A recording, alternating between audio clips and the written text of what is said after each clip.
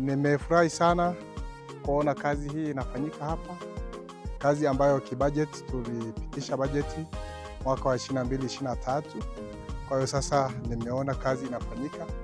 Maombi yale ambayo mimi nimepeleka kwenye full council, maombi yale ya miundombinu ya barabara yetu hii imekubaliwa na serikali, na serikali imekuja kufanya kazi hapa.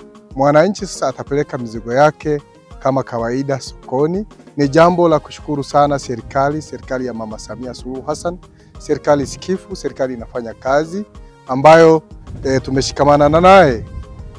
Ngazi ya mbunge pia ametupigania mbungeni, na mama pia amesikia maombi yetu. Kwa hiyo ni jambo la kumshukuru sana Mheshimiwa Rais. Mheshimiwa Rais anafanya kazi sana. Zamani hali haikuwa nzuri kwa sababu hapa hatupiti kabisa. Wamama kama hawa, huyu kwa mfano unampeleka hospitalini, unashindwa la kufanya, ufika hapa utafanyaje? Labda mara pengine utahitaji msaada wa ziada wa kumvusha.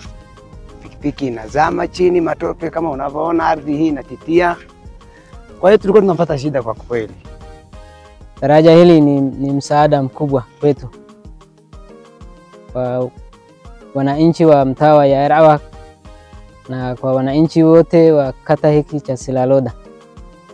Kwa hiyo tunaishukuru serikali, tunaishukuru TARURA kwa kutuunga mkono.